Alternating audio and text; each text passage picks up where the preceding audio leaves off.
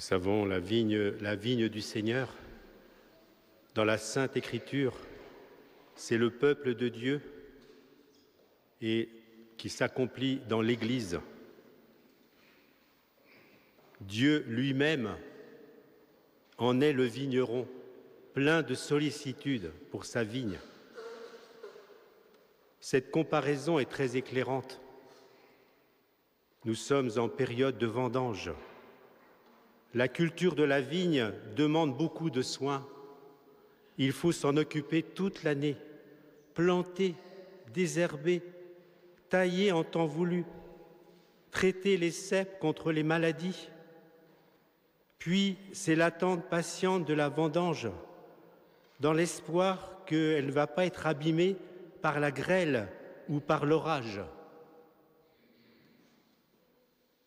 Le prophète Isaïe rapproche les relations du vigneron avec sa vigne de celles du père pour son enfant ou de celles du mari pour son épouse.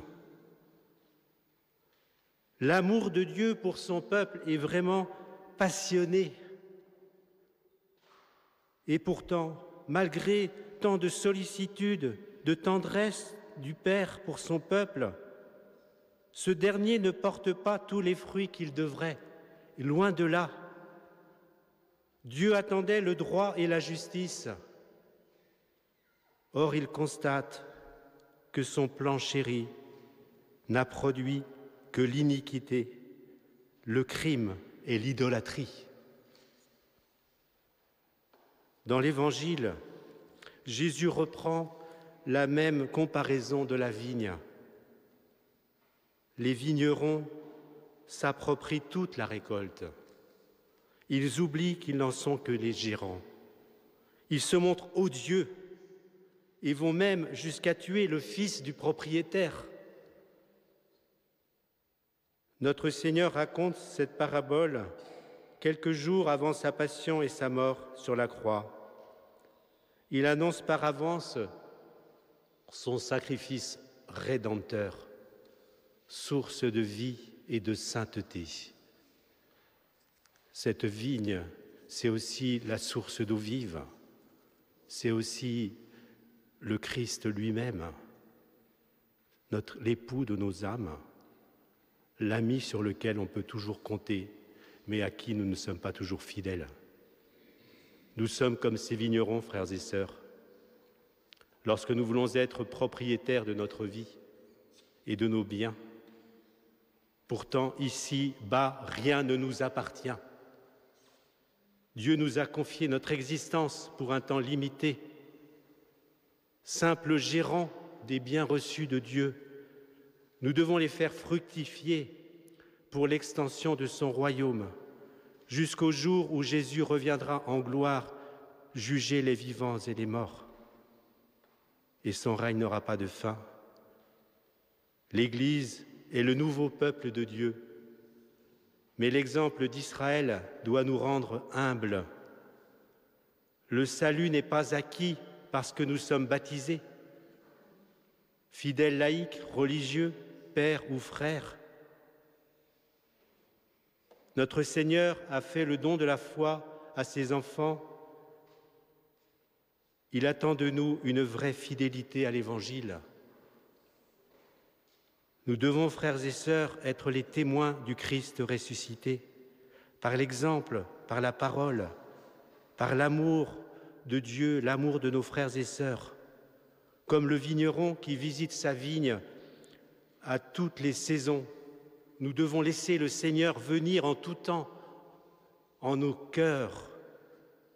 Oui, demandons sans cesse à Jésus miséricordieux, dont nous voyons la grande image, le Jésus miséricordieux, Jésus source de vie, l'eau et le sang qui jaillissent de son cœur doivent renouveler nos cœurs, ajuster notre volonté, parfois capricieuse, à sa sainte volonté.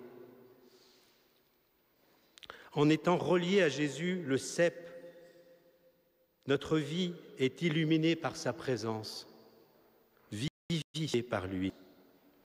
Oui, Jésus nous dit, la gloire du Père, c'est que nous portions chacun de nous beaucoup de fruits.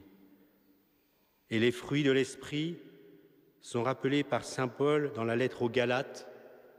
Les fruits de l'Esprit sont l'amour, la joie, la paix, la patience, la serviabilité, la bonté, la confiance, la douceur et la maîtrise de soi.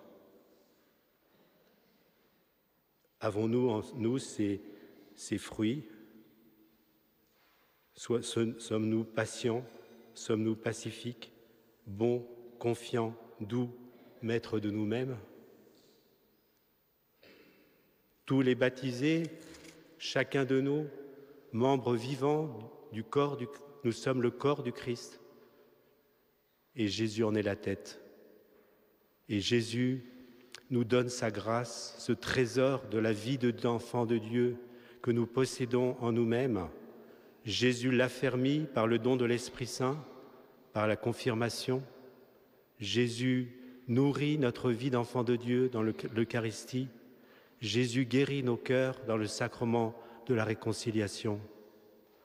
Et Jésus, ainsi ressuscité, peut nous dire, comme à ses apôtres, comme l'évêque le rappelle au début des Eucharisties qu'il préside, « La paix soit avec vous ». Jésus nous donne sa paix. Frères et sœurs, sommes-nous conscients de la grandeur du don de Dieu, des dons de Dieu? Sommes-nous conscients de la confiance qu'il nous fait? Mais le doute parfois s'empare de nous. Le péché salit la robe baptismale et nous sépare de Dieu et de notre prochain. Le doute et le péché nous paralysent et parfois nous ne voulons même pas recourir au sacrement pour être guéris. Nous avons peur alors que Dieu est bon. Ayons confiance en Dieu. Ayons confiance en Dieu qui a donné ses pouvoirs aux prêtres pour donner le pardon du Seigneur. La foi en la toute-puissance de la miséricorde nous rend la paix, l'unité dans nos familles, nos communautés. Cette foi nous aide à prendre part, comme dit saint Paul, à prendre notre part de souffrance pour l'annonce de l'Évangile, à savoir, frères et sœurs, offrir ce qui arrive dans nos journées pour la paix. Vous savez combien elle est compromise en ce monde, notamment en Israël. Prions, soyons des artisans de paix. Il nous faut honorer le don de Dieu, nous reprendre chaque jour, car notre conversion est constante, continuelle, jusqu'à notre mort, qui, nous l'espérons, sera une Pâque définitive avec le Christ dans l'éternité de Dieu. Nous reprendre, frères et sœurs, chaque jour, afin de correspondre à l'amour gratuit du Seigneur. Le Seigneur nous connaît et nous aime. Le Seigneur sait nos fragilités, nos faiblesses. Néanmoins, il nous envoie. Il compte sur nous pour l'annoncer dans notre vie. Il est toujours prêt à nous renouveler dans son amour miséricordieux. Sachons respecter le Fils de Dieu qui est présent dans l'Eucharistie. Sachons accueillir Jésus comme la pierre angulaire de notre vie. Oui, Seigneur, tu es un Dieu infiniment bon et sage. Dirige toutes nos activités au Patro, au Centre Clément Mionnet, dans nos familles, dans notre travail, là où nous sommes. En ce mois du rosaire et de la mission, Mère Teresa nous exhorte à être profondément unis à Jésus, pour le rayonner autour de nous. Il n'est pas possible, nous dit Mère Teresa, d'être les disciples et les témoins fidèles de Jésus sans être une âme de prière, sans nous soumettre à la volonté de Dieu. Nous devons tendre à ne faire qu'un avec le Christ. Nous devons tendre à ne faire qu'un avec Jésus. C'est là la suprême joie de sentir que nous faisons la volonté de Dieu. Notre activité, notre vie n'est vraiment féconde que dans la mesure où nous permettons à Jésus de travailler en nous et à travers nous, avec toute sa puissance divine, son désir et tout son amour. Frères et sœurs, en ce mois du rosaire, confions-nous humblement à Marie avec le chapelet et demeurons dans l'amour de son divin Fils. Car celui qui demeure en Jésus et en qui Jésus demeure, celui-là porte beaucoup